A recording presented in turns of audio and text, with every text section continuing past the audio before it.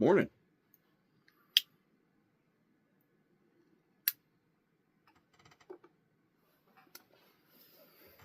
I like old books, history books especially, because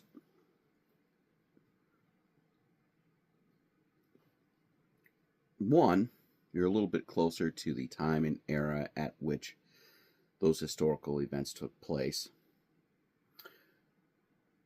You get to see the perspective of the people at the time regarding those events. And those books were not corrupted, colored by the modern Marxist ideologies that have turned our history into a, how do I put it? Christ-hating, male-hating, white-hating smorgasbord of bizarre claims and unsubstantiated statements.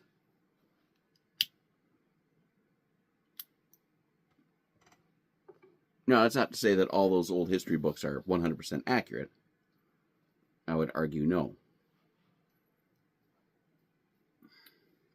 But I still find them interesting to read, and I would far rather read them than most modern history books. In light of that, I've been reading this book, The Life of Napoleon Bonaparte by John S.C. Abbott. It was originally published in 1855. Copyright was renewed in 1883 by a relative. I have the copy that was published post 1883.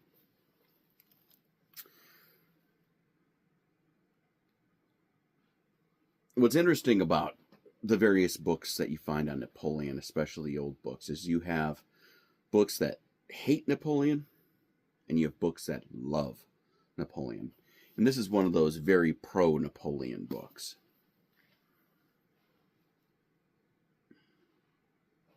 I have my opinions on Napoleon, but it's good to read both perspectives. And this kind of goes back to the video that I did earlier about echo chambers, groupthink. It's good to look at both sides of an issue. And one of the things that you can say about Napoleon is you have a wide variety of books that either love him or hate him. Very few neutral. And at the time that this book was written in particular, everybody had opinions on Napoleon Bonaparte. He was a huge world figure, very influential on politics and the rise and fall of kingdoms at the time. It was hard to be neutral when you were in the thick of all that. So I get it. This book happens to be very pro-Napoleon. Anyway, while I was reading this, I ran across a section that I found rather entertaining.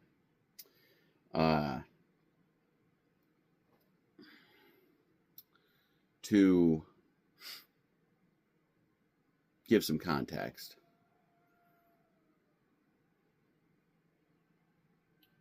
It seems that most women, their minds are always going, and maybe even thinking about multiple things at once, and they can't really stop it either. It's like their minds are constantly on overdrive and thinking, rethinking, and then overthinking a lot of times. No offense to women. I love women. It's just one of your things, and I love that about you. And men, not so much. Men tend to focus on one thing at a time. I'll admit, at least for myself, I'm a terrible multitasker. Says the guy who's talking into a camera and smoking a pipe at the same time. No, more complex things than that. But I'm a terrible multitasker. And I think that's generally true for most men, because we have this tendency to home in on what we want to achieve or whatever it is we want to figure out, and that is all we can focus on at any given time. And I think that's a good thing. Just as women are more able to multitask, as mothers and wives, women have a lot more to juggle at any given time, whereas typically men, they're very purpose-driven, or at least they tend to be. I think they should be. And so, very often, and I can relate to this, unless something very major is going on, I very seldom lose sleep. I can shut my brain off. I can just say, I'm not going to think about this right now. I need my sleep. And that's what I do. Meanwhile, my wife is lying in the bed next to me. Her mind's going a million miles an hour about a zillion things. She's very jealous about my ability to do this. But unfortunately, I don't think she's capable of doing it, because the female mind and the male mind are two different creatures. Call me misogynistic. I don't care. It's just a fact. Anyway.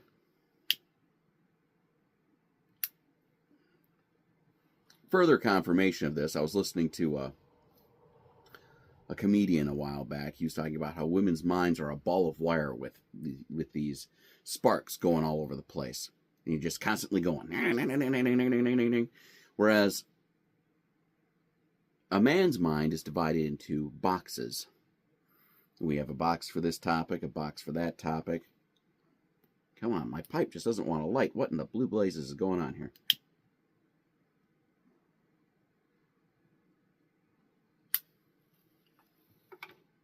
Anyway. And in the middle of all those boxes, this comedian says, we have the nothing box. That's where we go when we don't want to think about the things that are in the other boxes. I know that's how I operate. I have my nothing box. That's where I retreat when I don't want to deal with things I've been dealing with all day.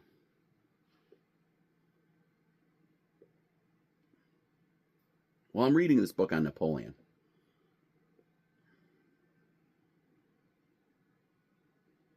And it talks about Napoleon's control over his mind. And this is what this book quotes him as saying. "Different affairs are arranged in my head," said he, "as in drawers. When I wish to interrupt one train of thought, I close the drawer which contains that subject, and open that which contains another. They do not mix together, and do not fatigue me or inconvenience me. I have never been kept awake by an involuntary preoccupation of the mind. If I wish to repose, I shut up all the drawers, and I am asleep. I have always slept when I wanted rest, and almost at will." For those of you who are looking for this quote, by the way, this is on pages 99 through 100 of Volume 1 of The Life of Napoleon Bonaparte by John S.C. Abbott. You can see I'm almost finished with this volume. Got the marker right here. But anyway, I found that very interesting. I had to chuckle about it, because even back pre-1800, Napoleon Bonaparte talked about the nothing box. Very, very interesting, I thought. Anyway, I just thought I'd share that little tidbit with you. I thought it was interesting, a little bit entertaining, and I'll catch you on the flip side.